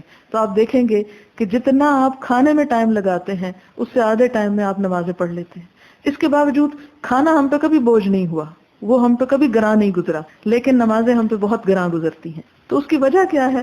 وہ ہماری سوچ کا فرق ہے. جب ہم اپنی سوچ کا دھارا موڑ لیتے ہیں تو بڑے بڑے کام ہمارے لیے آسان ہو جاتے ہیں. پھر تو لوگوں کے لیے اپنی جان تک قربان کرنا جو ہے وہ بھی آسان ہو جاتی ہے. پھر تو موت سے بھی ڈر نکل جاتا ہے انسان کے دل سے جب سوچ واضح ہوتی ہے، جب مستقبل اور منزل نظر آتی ہے. تو ضرورت اس بات کی ہے کہ ہم صرف ریچولز میں نہ پڑے رہیں، ریچولز سے اٹھ کے تعلیم کی طرف بڑھیں، سیکھنے اور سکھانے کی طرف بڑھیں، اور آپ صلی اللہ علیہ وسلم کی سنت کو سامنے رکھیں. تو یہاں پر آپ نے چونکہ سورج گہنا گیا، چھپ گیا سورج، تو اس میں چھپے ہوئے گناہوں کا ذکر آپ نے ساتھ فرما دیا، اور پھر فرمایا کہ کاش تم جانتے جو میں جانتا ہوں. یعنی آگے تمہیں جو حساب کتاب قبر میں بھی جا کے چھپ جاتا ہے انسان، دنیا والوں کی نظر سے اوجھل ہے، وہاں جو کچھ تمہارے ساتھ ہوگا وہ جو میں جانتا ہوں کاش تم جان لیتے تو تمہیں پتہ چلتا کہ حال کیا ہوگا. پھر تم ایسے غلط کام کبھی نہ کرتے، پھر چھپ کے بھی لوگوں سے غلط کام نہ کرتے کہ دوسری جگہ جب جا چھپیں گے تو وہاں کیا پیش آئے گا. اور یہی وجہ تھی کہ آپ صلی اللہ علیہ وسلم کی تعلیم صرف تعلیم نہیں، تربیت بھی تھی. ان طریقوں سے آپ امت کی تربیت فرماتے. وَيُزَكِّيهِمْ، یہ ہے تزکیہ کرنے کا طریقہ. یہ ہے کہ سورج گہن لگا، موقع سے فائدہ اٹھایا، نماز پڑھائی، دعا کی، لمبی نماز پڑھائی، کیونکہ عام دنوں میں اگر لمبی نماز پڑھاتے تو لوگ پڑھنے کو تیار نہیں ہوتے تھے. آپ فرماتے نا، پیچھے آپ حدیثوں میں پڑھ چکے ہیں کہ آپ صلی اللہ علیہ وسلم لمبی نماز پڑھانا بھی چاہتے تو بچوں کے رونے کی آواز سن کے کہ عورت کے دل پہ چوٹ لگ رہی ہے آپ نماز مختصر کر دیتے تھے. لیکن اس موقع پہ جب لوگ ڈرے، سہمے، خوف زدہ تھے، آپ نے موقع سے فائدہ اٹھا کے ان کو طویل نماز پڑھائی، کہ بجائے اس کے کہ اگر ہلکی نماز پڑھ کے پھر یہ باتیں شروع کر دیں، کیونکہ کام تو انہوں نے کوئی کرنا نہیں ہوتا. یہی ہے نا کہ جس دن کو ایمرجنسی تو ہم چھٹی کر لیتے ہیں. ہمارے ملک میں تو بہت ہی رواج ہے. مثال کے طور پر آپ دیکھیں کہ قائد اعظم نے زندگی بھر کام کیا اور ان کا فرمان کیا؟ کام کام اور کام، مسلسل کام. اور ہم اس دن کیا کرتے ہیں؟ چھٹی کرتے ہیں. یعنی بالکل الٹ کام کرتے ہیں. آپ صلی اللہ علیہ وسلم جو تھے وہ موقع کی مناسبت سے لوگوں کو ایسی تعلیم دیتے تھے کہ جس سے بہتر چیز سامنے آئے. اب آپ اگر سورج گہنا ہوا ہے، اگر آدھا دن آدھے وقت میں آپ جلدی سے 2 رکعتیں الٹی سیدھی پڑھا کے بیٹھ جاتے، اور پھر لوگ نہ کوئی کام کر رہے ہیں، نہ گھر جا رہے ہیں، اور نہ پتہ ہے یہ ہو کیا رہا ہے، اور پریشان ہے، اور وقت ضائع کریں تو اس سے بہتر ہے ذرا نماز بھی لمبی ہو جائے. کتنی لمبی ہو جائے؟ اتنی ہو جائے جب تک سورج واضح ہو جائے، تاکہ اس وقت کا جو خوف ہے اور گھبراہٹ ہے اور وہ اندھیرے کی جو ایک کیفیت ہوتی ہے خاص، وہ نکل جائے. دوسرا یہ کہ ذکر اور دعا کے ذریعے مدد مانگ لی جائے. اور تیسرا یہ کہ نماز کے بعد دل جو ہے نرم ہو جاتے ہیں، اللہ کی طرف مائل ہو جاتے ہیں، تو اس وقت تھوڑی سی تعلیم دینا زیادہ اثر رکھتا ہے بنسبت اس کے کہ آپ تھکے ہوئے لوگوں کو اور دن میں 5 وقت آپ لوگوں کو تنگ کر کر کے بہت لمبی چوڑی باتیں جو ہے وہ سکھاتے رہیں. باب النداء بالصلاۃ جامعۃ فی الکسوف. سورج گرہن میں یوں پکار کے کہنا کہ نماز کے لیے اکٹھے ہو جاؤ، نماز جماعت سے پڑھو یا نماز جمع ہو رہی ہے. حدثني اسحاق قال اخبرنا يحيى بن صالح قال حدثنا معاوية بن سلام بن ابي سلام الحبشي الدمشقي قال اخبرنا يحيى بن ابي كثير قال اخبرني ابو سلمة بن عبد الرحمن بن عوف الزهري عن عبد الله بن عمرو رضي الله عنهما قال لما كسفت الشمس على عهد رسول اللہ صلی اللہ علیہ وسلم کہ حضور صلی اللہ علیہ وسلم کے زمانے میں جب سورج گرہن لگا تو کیا ہوا؟ نو دیا، بلا لیا گیا، ان الصلاۃ جامعۃ کہ نماز پڑھی جائے گی، نماز کے لیے جمع ہو جاؤ. یعنی یہ نہیں کہ اذان دی گئی، بلکہ کیا اعلان کیا گیا کہ لوگوں آؤ نماز پڑھ لو. یعنی اذان کے بغیر یہ الفاظ کہے گے کہ ان الصلاۃ جامعۃ، نماز جمع ہو رہی ہے، یعنی جمع ہو کے پڑھی جانے والی نماز ہے، آؤ اکٹھے مل کے پڑھ لو. باب خطبۃ الامام فی الکسوف. امام کا خطبہ دینا صلاۃ کسوف میں. وکالت عائشہ و اسماء خطب النبی صلی اللہ علیہ وسلم. حضرت عائشہ اور حضرت اسماء کہتی کہ حضور صلی اللہ علیہ وسلم نے خطبہ دیا تھا. صلاۃ الاستسقاء میں ہم خطبے کی بات نہیں پاتے، لیکن یہاں پر کیا ہے کہ آپ نے ایک خطبہ بھی ارشاد فرمایا. اور خطبے سے اصل مراد کیا ہوتی تھی کہ نماز کے ساتھ تعلیم، کہ لوگوں کو پراپر گائیڈنس دی جائے کہ یہ کیا ہو رہا ہے. اس لیے کہ اگر آپ صلی اللہ علیہ وسلم آتے اور نماز پڑھ کے چلے جاتے اور لوگ قیاس آرائیاں کرتے اور طرح طرح کی باتیں، تو وہ اصلاح تو نہ ہوتی. تو یہ خطبے مختلف اوقات میں آپ نے لوگوں کو صحیح طور پر اس موقع پر عمل کرنے کے طریقہ بتانے کے لیے ارشاد فرمائے. حدثنا يحيى بن بكير قال حدثني الليث عن عقيل عن ابن شهاب یعنی تحویل پیچھے پھر سند جاری. وحدثني احمد بن صالح قال حدثني عنبسة قال حدثنا يونس عن ابن شهاب قال حدثني عروة عن عائشة زوج النبي صلى الله عليه وسلم قالت خسفت الشمس في حياة النبي صلى الله عليه وسلم. یہ حدیث پیچھے گزر چکی ہے، چونکہ اس بات کی اہم حدیث ہے اس لیے پھر ترجمہ کروں گی. حضرت عائشہ روایت کرتی ہیں کہ نبی صلی اللہ علیہ وسلم کے زمانے میں سورج کو گرہن لگا، اور یہاں پر شمس کے لیے بھی خسف کا لفظ استعمال کیا انہوں نے. یعنی اس کا مطلب ہے کہ ان دو لفظوں کو اگرچہ الگ الگ استعمال کرنا چاہیے، لیکن ایک کی جگہ دوسرا بھی آ سکتا ہے، کیونکہ ہم معنی ہی ہیں. دونوں کا معنی گہن لگنا ہے. جیسے ہم اردو میں چاند گہن اور سورج گہن ہی کہتے ہیں نا، تو اسی طرح عربی میں اگرچہ الگ کیے گئے ہیں لیکن دونوں ایک دوسرے کا معنی بھی دیتے ہیں. فخرج الى المسجد فصف الناس وراءه. تو آپ صلی اللہ علیہ وسلم مسجد کی طرف گئے اور لوگوں نے آپ کے پیچھے صفیں باندھی. فکبر، آپ نے تکبیر کہی. فقرأ رسول اللہ صلی اللہ علیہ وسلم قراءة طویلة. تو نبی صلی اللہ علیہ وسلم نے طویل قراءت کی. تو کیا پتہ چلتا ہے اس سے کہ آپ صلی اللہ علیہ وسلم نے صلاۃ کسوف میں قراءت کے ساتھ نماز پڑھی اور لمبی قراءت کی. ثم کبر، پھر تکبیر کہی. فرکع رکوعا طویلا، لمبا رکوع کیا. ثم قال سمع اللہ لمن حمدہ، پھر آپ نے سمع اللہ لمن حمدہ پڑھی. فقام، اور قیام کیا. ولم یسجد، اور سجدہ نہیں کیا. یہ نماز دوسری نمازوں سے اس لحاظ سے مختلف ہے. کیا کیا؟ یعنی پہلے قیام کیا، رکوع کیا، سجدے میں نہیں گئے، پھر قیام کیا. یعنی ایک رکعت میں 2 دفعہ قیام رکوع کے بعد. پھر کیا ہوا؟ وقرأ قراءة طویلة، اور ایک لمبی قراءت کی آپ نے.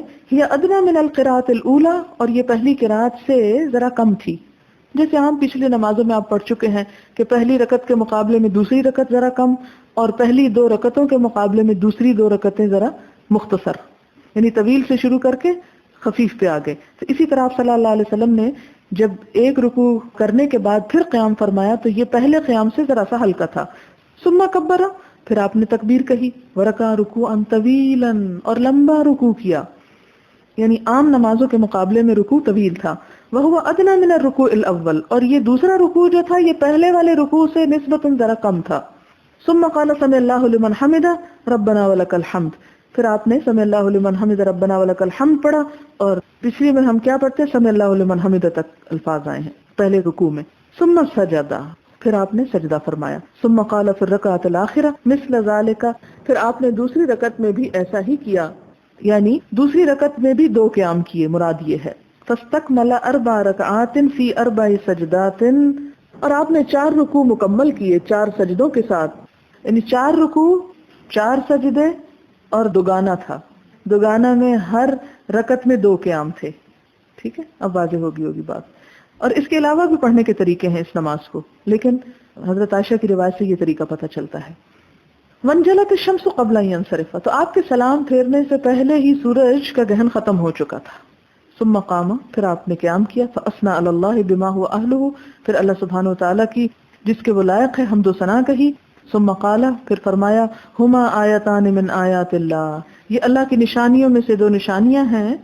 لا یخسفان لموت احد، کسی کی موت سے ان کا کوئی تعلق نہیں، ولا لحیاتہ، اور نہ کسی کی زندگی سے. فاذا رأیتموها، اور جب تم ان کو دیکھو، فافزعوا الى الصلاۃ، تو لپکو نماز کی طرف، یعنی جلدی کرو نماز پڑھنے کو.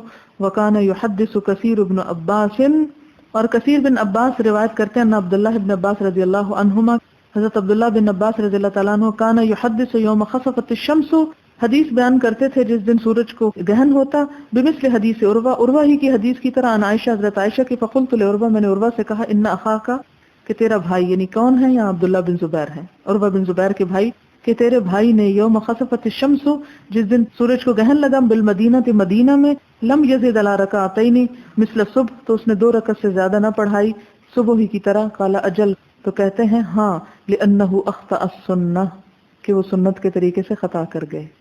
اس سے کیا پتہ چلتا ہے کہ صلاۃ خسوف، اور خسوف جو ہے اس کا طریقہ جو اس حدیث سے پتہ چلتا ہے وہ کیا ہے؟ 2 نفل ہیں. ٹھیک ہے، یہ 2 سنت کہہ سکتے ہیں آپ ان کو، یہ 2 واجب کہہ سکتے ہیں، کیونکہ تھوڑا تھوڑا فرق ہے آرا میں. بہرحال 2 رکعت ہے، 1 رکعت میں 2 قیام، 2 رکوع، 2 سجدے، اور 2 رکعتوں میں کتنے ہو گئے؟ 4 رکوع، 4 سجدے. مثلا اللہ اکبر کہہ کے کھڑے ہو گئے، لمبی رکعت پڑی، رکوع پہ گئے، رکوع کے بعد نیچے نہیں گئے، پھر کھڑے ہو گئے، یہ 2 قیام ہو گئے. ٹھیک ہے، پھر اس کے بعد جب دوسری دفعہ آپ رکوع میں گئے تو پھر سجدے میں گئے، تو یہ 2 سجدے ہو گئے. تو 1 رکعت میں 2 قیام، 2 رکوع، 2 سجدے. پھر آپ نے دوسری رکعت پڑھائی، اس میں بھی 2 قیام، 2 رکوع، 2 سجدے. تو گویا 2 رکعتوں میں 4 قیام، 4 سجدے، 4 رکوع ہو گئے. اور حضرت عبداللہ بن زبیر نے، جو عروہ بن زبیر کے بھائی ہی تھے، ہو سکتا ہے کہ وہ اس وقت اس نماز میں شریک نہ ہوئے ہوں، اس لیے ان تک جب زبانی بات پہنچی کہ جی 2 رکعتیں پڑھنی چاہیے صلاۃ کسوف میں، تو انہوں نے 2 رکعتیں ایسی ہی پڑھ لی جیسے فجر کی 2 رکعتیں پڑھی جاتی ہیں. تو عروہ جب یہ حدیث بیان کر رہے تھے تو کسی نے ان سے کہا کہ تمہارے بھائی نے غلطی کی تھی، مدینہ میں جب نماز پڑھائی تھی تو صبح کی نماز کی طرح ہی پڑھا دی. تو کہتے ہیں ہاں، ایڈمٹ کر لیتے ہیں، ہاں ان سے غلطی ہوئی، اخطأ السنہ، سنت میں خطا ہو گئی ان سے. اس سے کیا پتہ چلتا ہے کہ خطا کسی بھی انسان سے ہو سکتی ہے، اور جان بوجھ کے اگر خطا نہ کی جائے تو اس پہ پکڑ نہیں، اور مجتہد سے اگر خطا ہو جاتی ہے، یعنی غلطی ہو جاتی، بھول ہو جاتی، تو اس پہ اس کو اجر ملتا ہے کہ اس نے اپنے طور پر صحیح کی کوشش کی. لیکن اس سے کیا پتہ چلتا ہے کہ بعض اوقات صحابہ کرام بھی بھول چوک کا شکار ہو جاتے تھے. اب یہ جو آپ ہر وقت کہتے ہیں یہ اختلاف اختلاف اختلاف، یہ اتنی بہت بڑی بات نہیں ہے. چونکہ یہ دین بہت نیچرل انداز میں ہم تک پہنچا، تو بعض اوقات اگر کسی سے بھول چوک ہوئی، تو جیسے میں نے صبح بھی کہا تھا نا کہ جہاں بھول چوک ہوئی یا جہاں خلاف سنت بات ہوئی تو لوگوں نے چھوڑا نہیں، وہاں کہا کہ نہیں یہ تم نے ٹھیک نہیں کیا. لیکن جہاں ان کا کوئی ایسا عمل ہوتا تھا جو سنت کے مطابق ہوتا تھا تو کوئی انکار نہیں کرتا تھا، اس کو چھوڑ دیتے تھے. ہاں بھئی ایسا، مثلا عبداللہ بن عمر نے اگر ہاتھ اٹھائے تو کسی نے انکار نہیں کیا کہ آپ نے کیا ہوگا، اسی لیے صحابہ خاموش رہے. لیکن عبداللہ بن زبیر نے جب صلاۃ کسوف 2 رکعت سمپل پڑھائی تو انہوں نے اس کا انکار کیا. باب هل يقول کسفت الشمس وخسفت، کیا سورج کے لیے کسفت اور خسفت بھی استعمال ہو سکتا؟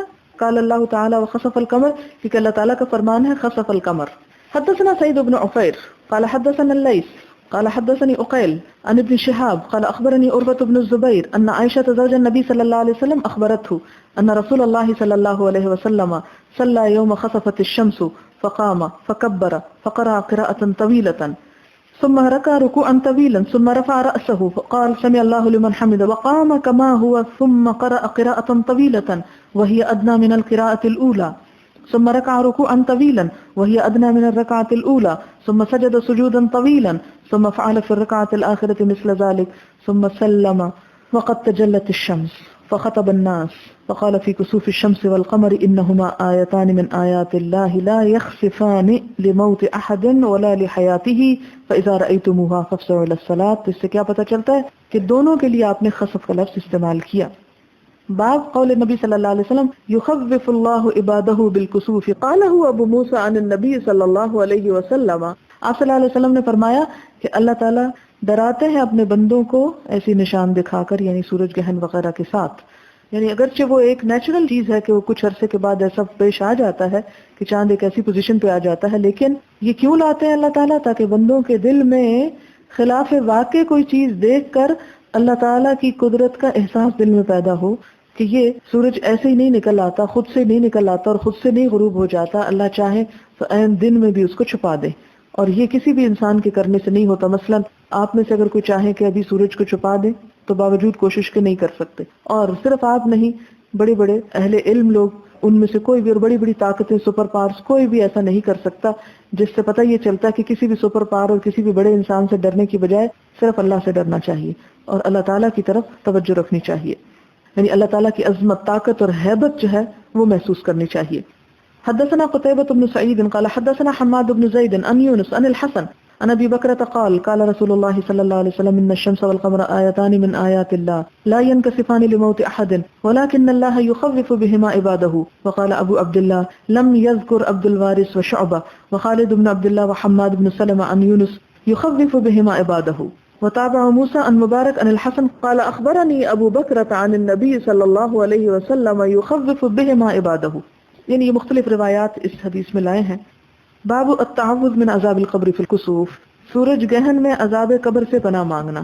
حدثنا عبداللہ بن مسلمہ عن مالک عن یحیی بن سعید عن امرہ بنت عبد الرحمن عن عائشہ زوج النبی صلی اللہ علیہ وسلم ان یہودیۃ، حضرت عائشہ روایت کرتی ہیں جو حضور صلی اللہ علیہ وسلم کی اہلیہ ہیں کہ ایک یہودی عورت جاءت آئی، تسألھا ان سے پوچھنے لگی، یعنی ان سے کچھ مانگ رہی تھی، غریب ہوگی اس لیے شاید مانگ رہی ہو. فقالت لہا تو کہنے لگی مانگتے ہوئے، اعاذک اللہ من عذاب القبر، اللہ تجھے عذاب قبر سے بچائے. جیسے ہمارے یہاں کہتے ہیں اللہ تمہاری عمر لمبی کرے، اللہ تمہیں یہ دے وہ کرے، تو وہ کیا کہنے لگی؟ اللہ تمہیں عذاب قبر سے بچائے. حضرت عائشہ کو کہنے لگی، کون؟ یہودی عورت. فسألت عائشہ رضی اللہ عنہا رسول اللہ صلی اللہ علیہ وسلم، تو حضرت عائشہ نے حضور صلی اللہ علیہ وسلم سے پوچھا، کیا ایعذب الناس فی قبورہم، کیا لوگوں کو قبروں میں عذاب دیا جائے گا؟ یہ لگتا کہ اس سے پہلے شاید آپ صلی اللہ علیہ وسلم نے یہ بات بہت وضاحت سے نہیں بتائی ہوئی تھی. فقال رسول اللہ صلی اللہ علیہ وسلم اعوذ باللہ من ذلک، تو آپ صلی اللہ علیہ وسلم نے کیا فرمایا؟ اعوذ پناہ مانگنے والا ہوں، باللہ اللہ کی، من ذلک اس سے، یعنی عذاب قبر سے. گویا آپ نے تصدیق کی. ثم رکب رسول اللہ صلی اللہ علیہ وسلم ذات غداۃ مرکبا، پھر ایک دن آپ صلی اللہ علیہ وسلم ایک سواری پر سوار ہوئے. رکبہ مرکب، سواری پر سوار ہوئے. ذات غداۃ ایک صبح. فخسفت الشمس، سورج گہن لگ گیا. فرجع ضحا، تو آپ دن چڑھے واپس آئے. فمر رسول اللہ صلی اللہ علیہ وسلم، تو گزرے آپ صلی اللہ علیہ وسلم بین ظہرانی الحجر، یعنی دو حجروں کے درمیان میں سے گزرے، یعنی اپنی ازواج مطہرات کے جو حجرے تھے ان کے درمیان میں سے گزرے. ثم قام یصلی، کھڑے ہو کے نماز پڑھنے لگے. وقام الناس وراءہ، اور لوگوں نے آپ کے پیچھے نماز پڑھی. فقام قیاما طویلا، لمبا قیام کیا. ثم رکع رکوعا طویلا، لمبا رکوع کیا. ثم رفع فقام قیاما طویلا وهو دون القیام الاول، پھر قیام کیا پہلے قیام سے ذرا کم تھا. ثم ركع ركوعا طويلا وهو دون الركوع الاول ثم رفع فسجد ثم رفع فقام قياما طويلا وهو دون القيام الاول ثم ركع ركوعا طويلا وهو دون الركوع الاول ثم رفع فقام قياما طويلا وهو دون القيام الاول ثم ركع ركوعا طويلا وهو دون الركوع الاول ثم قام قياما طويلا وهو دون القيام الاول ثم ركع ركوعا طويلا وهو دون الركوع الاول ثم رفع فسجد وانصرف فقال ما شاء الله ان يقول ثم امرهم.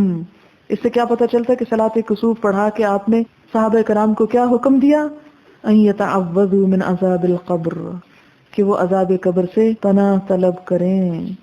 ایک اور جگہ پر آتا ہے کہ حضرت علی رضی اللہ تعالیٰ عنہ کہتے ہیں کہ ہمیں عذاب قبر کے بارے میں شک تھا، یہاں تک کہ یہ سورت اتر آئی، الہاکم التکاثر حتی زرتم المقابر کلا سوف تعلمون، یعنی قبر میں ہی تم کو پتہ چل جائے گا. ثم کلا سوف تعلمون، ہرگز نہیں، ان قریب تم کو پتہ چل جائے گا. کلا لو تعلمون علم الیقین لترون الجحیم، حدیث میں بھی آتا ہے نا کہ قبر میں ہی جہنم دکھائی جاتی ہے. ثم لتسألن یومئذ عن النعیم. پھر اس کے بعد یہاں کیا پتہ چلتا ہے کہ آپ صلی اللہ علیہ وسلم نے کسوف کی مناسبت سے عذاب قبر کا ذکر کر دیا. باب طول السجود فی الکسوف، کسوف میں لمبا سجدہ کرنا. بعض کہتے ہیں کہ ایسا نہیں کرنا چاہیے، لیکن حضور صلی اللہ علیہ وسلم کی سنت سے کیا پتہ چلتا ہے کہ لمبے سجدے ہونے چاہیے. حدثنا ابو نعیم قال حدثنا شیبان ان یحیی عن ابی سلمہ عن عبد الله بن عمرو انه قال لما كسفت الشمس على عهد رسول الله صلى الله عليه وسلم نودي ان صلاة جامعة فركع النبي صلى الله عليه وسلم ركعتين في سجدة ثم قام فركع ركعتين في سجدة ثم جلس ثم جلي عن الشمس. سورج صاف ہو گیا، روشن ہو گیا. قال وقالت عائشہ رضی اللہ عنہا ما سجدت سجودا قط كان اطول منها. یہ ہے اہم بات اس حدیث کی کہ حضرت عائشہ کہتی ہیں کہ میں نے کبھی اس سے زیادہ لمبا سجدہ نہیں کیا تھا جتنا اس نماز میں کیا، گویا بہت لمبا سجدہ تھا. باب صلاۃ الکسوف جماعتا، جماعت کے ساتھ کسوف کی نماز پڑھنا، یعنی تنہا نہیں، یہ مل کے پڑھنی چاہیے. وصلی ابن عباس لہم، اور ابن عباس نے نماز پڑھائی ان کو یعنی لوگوں کو. کہاں؟ فی صفت زمزم، زمزم کے سائبان میں، یعنی جہاں زمزم کا کنواں ہے یہاں پہلے ایک چھتری یا چھپر لگا ہوگا تو اس کی طرف اشارہ ہے کہ اس کے نیچے جمع ہو کے پڑھائی. وجمع علی بن عبداللہ بن عباس وصلی ابن عمر، اور علی بن عبداللہ بن عباس نے لوگوں کو گہن کی نماز کے لیے جمع کیا اور ابن عمر نے نماز پڑھائی. یعنی ایک اور بات بھی ہمیں پتہ چلتی ہے، اس سے پتہ چلتا ہے کہ صحابہ کرام کے علاوہ باقی لوگ بھی اس نماز کو اکٹھے ہو کے پڑھا کرتے تھے. حدثنا عبد الله بن مسلمة عن مالك عن زيد بن أسلم عن عطاء بن يسار عن عبد الله بن عباس قال انخسفت الشمس على عهد رسول الله صلى الله عليه وسلم فصلى رسول الله صلى الله عليه وسلم فقام قياما طويلا. آپ صلی اللہ علیہ وسلم نے لمبا قیام کیا، نحو من قراءة سورة البقرہ، اتنی دیر قیام کیا جتنی دیر میں سورۃ بقرہ پڑھی جاتی ہے، گویا 2.5 سپارے. ثم ركع ركوعا طويلا ثم رفع فقام قياما طويلا وهو دون القيام الأول ثم ركع ركوعا طويلا وهو دون الركوع الأول ثم سجد ثم قام قياما طويلا وهو دون القيام الأول ثم ركع ركوعا طويلا وهو دون الركوع الأول ثم رفع فقام قياما طويلا وهو دون القيام الأول ثم ركع ركوعا طويلا وهو دون الركوع الأول ثم سجد ثم انصرف وقد تجلت الشمس فقال صلى الله عليه وسلم إن الشمس والقمر آيتان من آيات الله لا يخسفان لموت أحد ولا لحياته فإذا رأيتم ذلك فاذكروا الله. قالوا يا رسول الله رأيناك تناولت شيئا في مقامك. یہ حدیث پیچھے گزر چکی ہے کہ نبی صلی اللہ علیہ وسلم نماز پڑھا چکے تو تھوڑا سا ایسے لگا جیسے ہاتھ بڑھا کے کوئی چیز لینے لگے ہوں. صحابہ کہتے ہیں کہ ہم نے آپ کو دیکھا کہ جیسے آپ کچھ لے رہے ہوں. ثم رأيناك كعكعت، پھر ہم نے دیکھا کہ آپ پیچھے کو ہٹ گئے ہیں. قال صلی اللہ علیہ وسلم انی رأیت الجنت فتناولت منها انقودا، کہ میں نے جنت کو دیکھا تو اس میں سے خوشہ لینا چاہا. ولو اصبته، اور اگر اس کو میں پا لیتا، لاکلت منه، تو مجھ سے کھاتے ما بقیت الدنیا، جب تک دنیا باقی رہتی. کیوں؟ اس لیے کہ جنت کی چیزیں فنا نہیں ہوگی، وہ ختم نہیں ہو سکتی. وأریت النار، اور مجھے آگ دکھائی گئی. فلم ار منظرا کالیوم قط، تو نہیں دیکھا میں نے کوئی سین کسی دن اتنا شدید، قط افزا، کبھی بھی اتنا شدید. ورأيت اکثر اہلها النساء، اور میں نے اس میں سے اکثریت عورتوں کی دیکھی. قالوا بما یا رسول اللہ قال بکفرهن، آپ سے پوچھا گیا کیوں ہے اللہ کے رسول صلی اللہ علیہ وسلم، آپ نے فرمایا ان کے انکار کی وجہ سے. قیل یکفرن باللہ، کہا گیا کہ اللہ کا انکار کرتی ہیں. قال یکفرن العشیر، کہا کہ شوہر کا انکار کرتی ہیں، یعنی اس کے احسانات کا انکار کرتی ہیں. ویکفرن الاحسان، اور احسان کا انکار کرتی ہیں. لو احسنت الى احداهن الدهر كله ثم رأت منك شيئا قالت ما رأيت منك خيرا قط. حدیث گزر چکی ہے. باب صلاۃ النساء مع الرجال فی الکسوف، کسوف کی نماز میں عورتوں کا مردوں کے ساتھ نماز پڑھنا، یعنی عورتیں بھی پڑھیں، اس جماعت میں شریک ہوں. حدثنا عبد الله بن يوسف قال اخبرنا مالك عن هشام بن عروة عن امرأته فاطمة بنت المنذر عن اسماء بنت ابي بكر انها قالت اتيت عائشة زوج النبي صلى الله عليه وسلم حين خسفت الشمس فاذا الناس قيام يصلون واذا هي قائمة تصلي.